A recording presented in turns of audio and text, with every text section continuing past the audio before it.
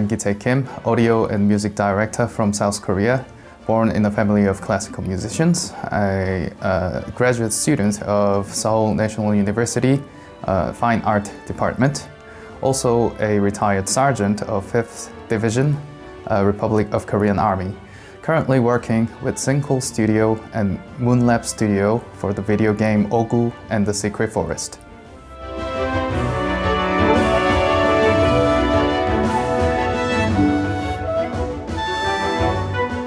First of all, forgive me for using a prompt, for English is not my first language, so I try to deliver the message as clear as I can by reading a prompt. So here I go. Ogu and the Secret Forest is an action-adventure game where we play as Baby Ogu, the platypus, who is a character that is popular in messenger program used mainly in South Korea.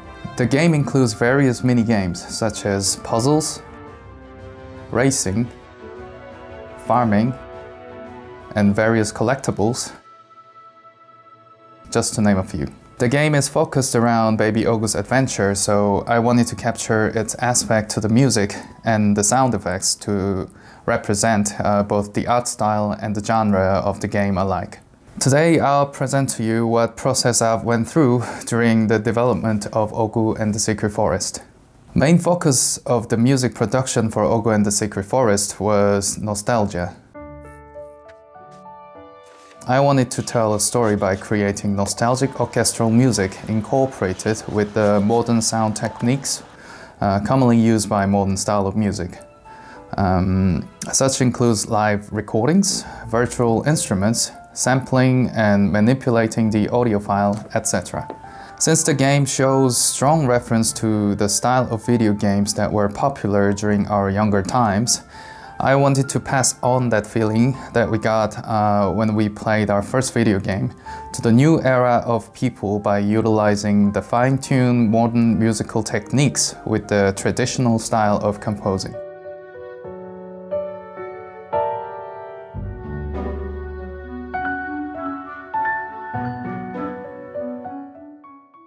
I'm a huge gamer.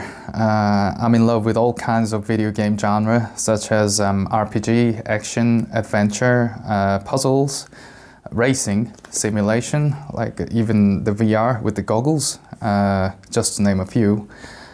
Since I was a kid, video game was a big part of my life, and also from that, plenty of experiences exposed me to various genres of music as well.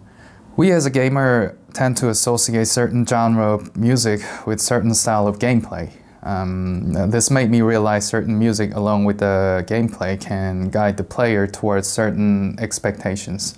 Music in my mind has always been like a conversation. It's like listening to a story told by various melodies harmoniously talking to each other to try to tell you, the listener, a bigger story. It breathes with you through ups and downs to guide you along towards certain emotions, even nostalgia. Nostalgia is a powerful thing, I believe. That is why I believe we all remember our favorite game's main melody. For example, like if I sing da da da da da da da, you immediately know what that is and where that's from, and you remember the feelings, don't you? I do, and it is engraved in our hearts and evokes the feeling that you had as a child as well. That's my belief. I wanted to do that with Ogu and the Secret Forest as well. So, I wanted to give the players something to remember. I dedicated to create certain melodies to the regions of the game's world. This could represent the main conflict or maybe the lifestyle that specific area might have. It could be about a town or a person, but always about the main story of the area. That was my focus. I wanted the music to be exciting, yet not overwhelmingly different to distract the player's experience from the gameplay, which I believe is the most important part of a game. I mean, really, the gameplay. Understanding this, the music needed to be familiar, yet iconic somehow. I was heavily inspired by Hans Zimmer and Mick Gordon. Their way of creating something new and exciting always awestruck me. I wanted to try something exciting as well, so I tried to give certain areas of the game its own theme, to guide the players what kind of area they're currently exploring, you know? Simultaneously with the feeling with the gameplay, you know what I mean. For example, I tried to use woodwind sounds to the jungle-like area to give it more jumpy and light-hearted feelings.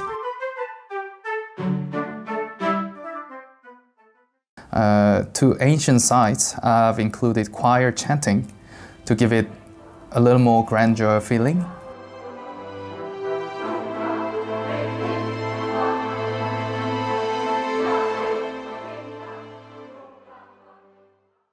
And a small townfolk with their folklore, a unpitched corrected whistles to give it a little more life, if that makes any sense. So on and so forth.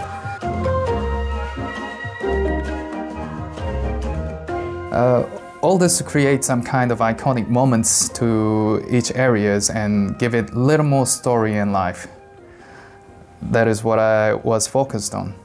Luckily, with years of experience towards many genres of music, I knew what style of music was needed to represent the story. However, since we're just a small team of developers, I couldn't spend many hours practicing every instrument that I needed, nor just simply hire specialized musicians for various sessions due to the small budget that we had. So I kind of had to learn it and then play it myself. I've even went so far as to learn how to do tuban throat singing with your voice.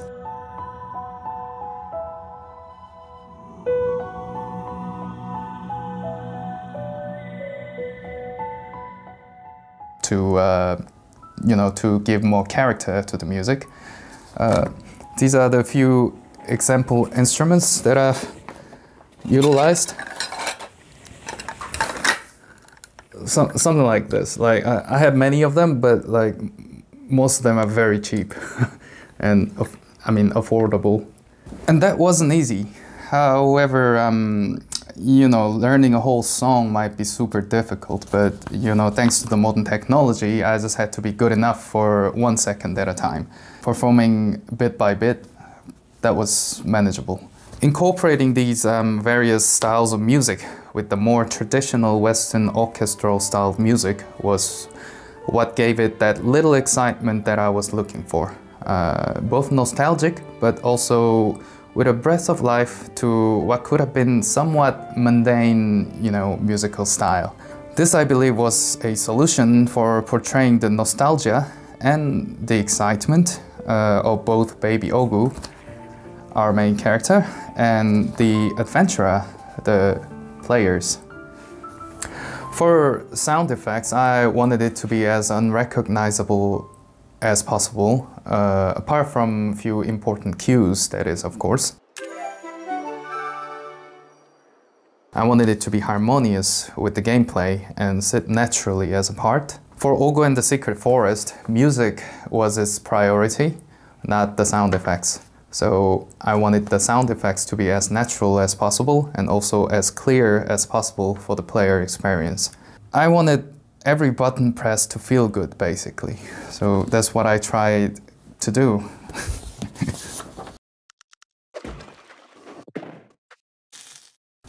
There's more than a few hundreds of sound effects that has been created to specific events in this game. This was because our game has varieties of carefully timed, hand-drawn and keyframed animations.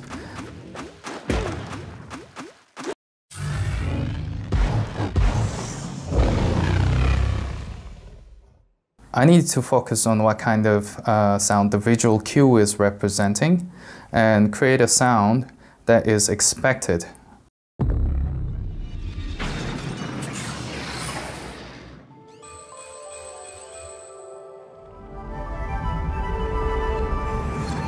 Whilst alone with the music that is playing at that exact moment. I also wanted the world to feel alive. so I've tried to utilize as many mixture of sounds as I can to represent various situations appropriately. However, making the sound as harmonious to the music was where I faced the most difficulties.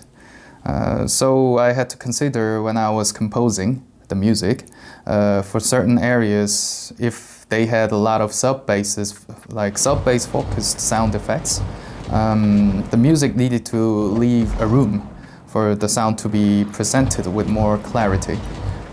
So as a one-man audio director, producer, composer, mixing and mastering engineer, I had plenty of considerations and plans to make while I produced these audio files. Obviously. Anyways, that's about it. I'm very sorry if this presentation was a bit rambly, but trying to explain every thought and process that has been gone through whilst working in this project in a single presentation was a very difficult task for me. And in English, that's even worse. Anyways, thank you guys so much for listening, and please forgive me if this wasn't really helpful, but I tried my best. And also, thank you Asia Pacific Game Summit and the Taipei Game Show for this beautiful opportunity. And I have to mention, I'm incredibly lucky to have such wonderful people as my co-workers at Sinkhole Studio and Moonlab Studio.